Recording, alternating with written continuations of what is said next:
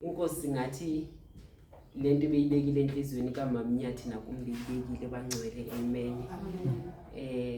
Nami ngizobonga imvuselelo bangcwele ngiqale ngayo amen. Ngibone nesimanga amen ukuthi endaweni iphithizela kangaka abantu abangaka abamanageki bangcwele abantu abakangaya akubi lulu ukumanage abantu abalulwa hlobo amen. But nje bengihleli kuBig City ndibukele ndimangele ndisamangele namhlanje ukuthi kwenziwa yini kwenzeka kanjani amen. Kodwa ke impendulo uYesu Kristu bangcwele amen, okwazi ukuqokelela abantwana bakhe, okwaziyo ukuletha ukuthula amen bangcwele. Emisebenzi elolwahlobo kuvamile ukunyathelana amen, umnyaphumise ngekhala but ngithema ngiqaphela laphana ndabona nje kunokuthula bangcwele amen. Uye kitchen hayibo ayikho into engathi iyathethisa lana amen. Endikuthande kakhulu abarasa abazalwane basentabeni, omnye nomnye kukona lakhe unento akayenzayo amen, evala umlomo amen, so that umsebenzi kaNkulunkulu at the end of the day igoal ibiyodwa amen bangcwele. So ndikuthandile mina endikubonile kwandakha futhi bangcwele ngoba bendinokungabaza nami ngiyaqala ke babamabasa amen. Angisithama ndiya kerekeni amen, ansithama ngihlanganyela nabona amen. So ngithema ngena laphayana bekunezinto beningazazi ba ibe le izokwenzeka kanjani amen. Kodwa ngoYesu bangcwele ndakubona kuphumelele kukuhle amen bangcwele. Bengiqala ke ngikubona utata umpostoli amen bangcwele, ke kwaba kuhle kwaba intokozo nami nomama umpostoli ukumbona amen bangcwele, ukuthi ekugqibeleni bangcwele ndibabonile nami bangcwele. Hayi nobe bheni ngangasayi mosi ndibabonile uYesu Kristu inkosi bangcwele. Nako kunye ke bangcwele amen endizofakaza ngawo. Ndiyabona noba singahlala bangcwele ilanga lonke sifakazeni ngobuhle bukaYesu, ngoba muhle bangcwele ezimpilweni zethu amen bangcwele. Nabo ke ubufakazi bami obabujali ke ndendimhlephulele kancinci xa sidibene ndithi uyambona babungwane babujali akabaleki amen. But ngibonga uNkulunkulu bangcwele ukuthi kukhona into akayenzayo empilweni kababungwane kancane amen bangcwele. Uyazi usually ke mina ke xa kubethe ixesha elithile makubethe u4 endlini everyone uyazi ukuthi isikhathi senkonzo amen, sivulela inkonzo kumanyela inkonzo noba ukhona babungwane noba kekho amen bangcwele. But bake khona mayimthola intshumayelo ethile ubone ba akamnandanga kahle amen, ngoba kuye kunalanto uSathane unale voice akaloke yisho uyubana sisemthethweni amen bangcwele, silandele umthetho amen. But kwenzekile ke ngenye imini umpostoli wathumela kunale video ke yama emojis, ngizombonga uNkulunkulu bangcwele amen, wathumela le video yama emojis. And ubabungwane most of the time make mamela inkonzo uhlangana nobaba umpostoli engxolisa abantu ngendaba yama emojis. So kubabungwane kube nje ngathi lento does not make sense ukuthi ama emojis just mere emojis onisa kanjani umuntu amen. So abone ngathi hayi ngathi isandla sikaBaba siqine kakhulu amen. So kwafaka ivideo kuba umpostoli ndathula ke ndamthumelela yona la ndayidlulisa. Wabuya bangcwele emangele ekhamisi wathi kodwa wathi waphinda wathi hayi kodwa la ukodwa akekho amen bangcwele. So from that day bangcwele xa ke ndiWhatsApp akusena ama emojis akusena ntoni, uvele athi yo hey kodwa nizoqhela kunzima kodwa ungawasebenzisi kodwa nizojwayela uma inkosi ithi kubi uma ngaba siphakamisa uSathane ngawo lama emojis. And then yini mina ekusamele ngiqhubeke ndiyenze ngoba senivile inkosi senifakazele amen bangcwele. So ngizokuphakamisa uNkulunkulu ukuthi noba yena angabukeka sengathi uxoxela umva bangcwele amen, kodwa inkosi ukhona ekwenzayo amen bangcwele. Okwami nje ndingunkosikazi wakhe ukumthandazela amen nokumnyamezela bangcwele amen. Yazi xa khona umyeni endlini akumnandi ukuthi uhambe wena enkonzweni wedwa nabantwana amen bangcwele. You feel that thing yokuthi hey ngathi gap ivulekile, ngifuna ukuhamba nomuntu wami, ngifuna ukuhamba nespouse wami siyokhonza uNkulunkulu kanye. Amen bangcwele. So ke ndimnyamezele ke ngolohlobo lokuthi ngiyazi ukuthi inkosi kukhona ekwenzayo ngempilo yakhe. Amen. uYesu Kristu inkosi. Nako okunye ke bangcwele engifuna ukufakaza ngako. Amen bangcwele. Kuyaphileka kuYesu mahala. Amen. uYesu Kristu inkosi. Ndiyabulisa mama. Kuyaphileka uYesu mahala. Amen bangcwele. Ndikubona kweyethu impilo. Amen bangcwele. Inkosi yaqala ke yasipha indawo yokuhlala. Sasikade singenandawo yokuhlala, sihlala eflatini noBabungwane nomvangeli. Akahlala ngeflatini, akayazi impilo yaseflatini. Amen. So ehlaleni kodwa eflatini kwavakala ukuthi khona indawo ezithengiswayo ngapha eKalfontein. Sasuka sayithenga indawo kancane. Sathenga ingu-10 by 10. You can imagine ukuthi incane kanjani. Amen bangcwele. Kodwa inkosi yasinceda kunjalo ngalesa sikhathi seCovid sakha indlu yethu encane lapho. Amen bangcwele. Eyayisonele bangcwele ngelo xesha. Amen. Kodwa ekuhambeni kwexesha bangcwele sambona uNkulunkulu esandisa indawo yethu. Amen bangcwele.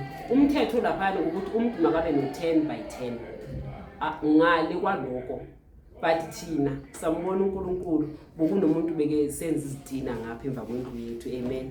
Sekithi hayi ndiyayithengisa indawo. Amen. Yavele futhi yaba nkulu ukudlula lo 10 by 10. Amen. Kanjalo sa extenda. Amen bangcwele. Ngokuncedwa yinkosi ke bangcwele. Amen. And so ndizongqina ukuthi kuyaphileka kuYesu mahala but andile noba ungasebenzi. Amen.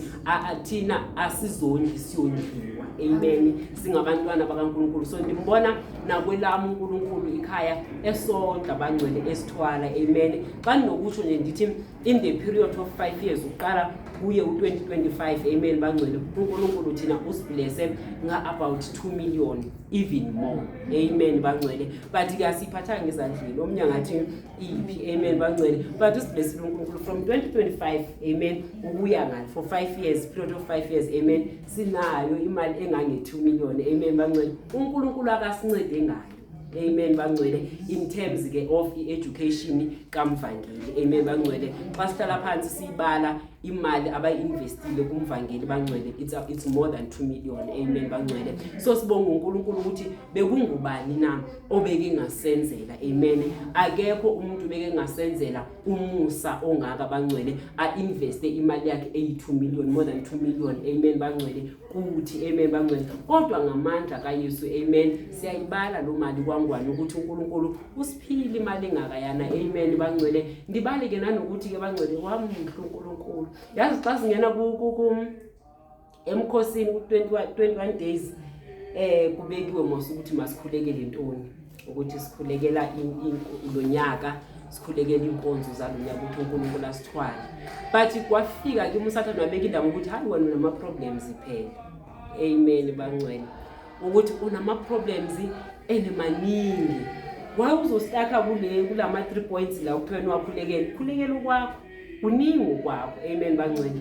And nikwenzile bangcwele for 2 days yangikhupha inkosi kabuhlungu bangcwele. Ndaxolise enkosini bangcwele, ndabuyela back to elane la besibekwe khona bangcwele. Amen. Ndiyambonga ngaloko uNkulunkulu ukuthi obedience bangcwele it's one of ama fruits womntwana kaNkulunkulu. Amen. Ukhuzwe ulalele. Amen bangcwele. Kwenzekile ke ukuthi ngokanye sisemkhosini inyawo lami life ke bangcwele. Amen. So ngiphinde ndizibuza ukuthi uba belife ngela xesha mina siba nenkani ukuthi hayi mina ngizokhulekela kwami abakhulekela kwabo mina ndingapha. Amen bangcwele. Kodwa yanginceda inkosi ngoba ndabona ukuthi okay isithe masukhalima lo moya bengcwele wathoba wamamela. Amen bangcwele. Ngoba ngani besindawonye singabantwana bakaNkulunkulu. Amen. Sikhulekela into eyodwa. Amen bangcwele. So ndiyafakaza njengamandla kaNkulunkulu bangcwele akandenzele wona, akasenzele wona ekhaya lakwangwane. Amen bangcwele. Ukusonda, ukusinakekela. Amen bangcwele. Ngithe konje sihlala mahala ngisho. Kwenzeka ke bangcwele bokunabantu bebethengisa amahasi lapha yana qelele baxoshwa ke kulomsi. Amen. Umnikazi womsi sekefike sithi hayi mina ngizohlala endaweni yami so andinidingilana. amen. Hayi ubaba uNgwane Nkosi yami wabacela wathi hayi izani nizozihlalela lapha kimi, amen. Bebengabhadali irent nalaphana nalana asibathathanga ngelithi bazobhadala irent bangcwele, sibathathe ukuthi nje ngoba ngabantu bayaxoshwa ibhizinisi yabo seyaziwa kuleya ndawo, so mabe baxosha lana kusho ukuthi izochitheka ibhizinisi yabo. So wathi ubaba uNgwane abeze bazohlala la ngakithi konini, beza ke bangcwele akuna agreement yokubhadala irent, siphila nje nabo kahle. Kwathi after 2 months ubaba khona weza wafika wathi asinagesi la sihlala khona bangcwele, amen, kuyaphileka mahala kuYesu, amen. Wafika utata khona wathi hayi mina nibone kukuhle, ngicela ukuthi njalo ihasi lenu ibhodlela maliphelile nina nizothela la, amen, mahala, amen bangcwele.